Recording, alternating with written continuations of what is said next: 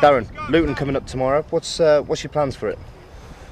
I think it'll probably be our most difficult game, and probably one that's going to be most similar to what we're going to face week in, week out. I've just worked with the players that are going to start. I just want a performance full of energy, full of tempo. I feel that what I've looked at, where I want to sort of make certain changes, is one, the formational change, and two is the pace of the team. We've got a lot of pace in the front four now, starting to run like that. And so I've just explained that, to the players in terms of we've got to make sure we use that to our advantage. Now that we get closer to the start of the season, will you be more thinking about your starting 11 for that campaign? I don't want to give much away, but as any manager would say, you have to prepare for the following week. So, but what we'll get out of tomorrow is that after that, everyone will have played 195 minutes, apart from obviously the injured ones. So everyone's done exactly the same in training and matches. Then we've added the game at St Neots next Tuesday, and I may use that again for. I was going to use it for players that needed extra minutes, but I might actually use that as another practice match for us. How happy are you with the pre-season so far? Because it's been a successful one, hasn't it? A positive one. Yeah, how I look at pre-seasons is, obviously we have to gauge the fitness, but we trust, I trust my staff in the sense of the fitness coach and the physio, that they've not just put something together, it's been prepared since the end of last season. And everything's gone to plan. Then you look at how many injuries you get, and apart from obviously Joe Neal breaking his toe and Erhan's got a problem with his groin, Mendes had a slight problem but he's back. You look for next Saturday how many players you've got fit, and that's generally I'll gauge whether it's been successful or not on that. How far off is Aaron? Because obviously people have been look forward to seeing him, and they've not had a chance yet. Really frustrating it has been. He's just. We had to try and overload him in the sense of he's not used to the amount of work we're doing, but we had to get him to the same level as the others, and he's just felt that a little bit difficult. So it's frustrating for the boy. But it's a long season, and we're hopeful that he's got a session today, he'll do a session tomorrow, and we're looking for him to play on Tuesday, and it'll be a big plus if he can.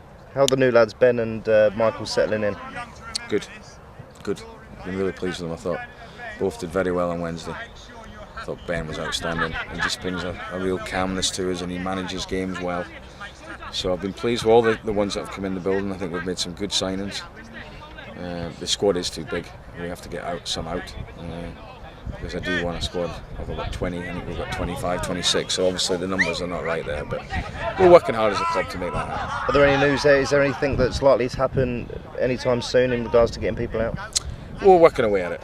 As a club, we always, unfortunately, we always try and get players in before players are out the door, whereas other clubs would do it the other way around, but we're happy with the business we've done, and the chairman and I are happy with the ones we've got in. But it's important now as a club we shift some out, because you've got the 60%, you've got the budget to work within, and we've got to make sure we do that. There's a lot of excitement swirling around within this group of players. I mean, a lot are saying that this is probably the strongest team that we've had here at Peterborough United, and I mean the team spirit is certainly the highest since I've been at the club. What are your thoughts on overall with the squad? It's definitely a contender for the season, isn't it?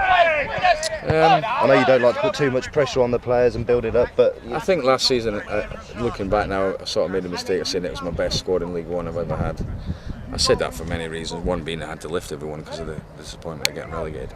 So I'm not going to say whether it's the best or not. Time will tell and determine that, really. What I would say is that on the team spirit, it's the best I've had for a long time. And really I want this season, and I'll sort of explain that to the players next week when we have a meeting about next season. I want it to be an enjoyable one and put a smile on people's faces, including mine.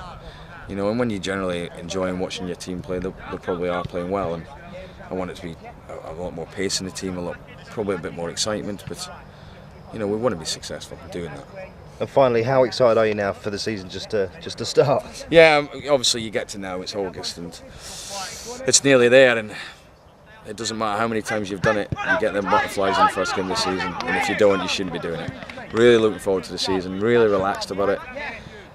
My own expectations would never change. I don't have to make them public or explain that to the players. I think they know my standards by now, and I'm really looking forward to hopefully an enjoyable season. That's the word that I'll be using quite a lot.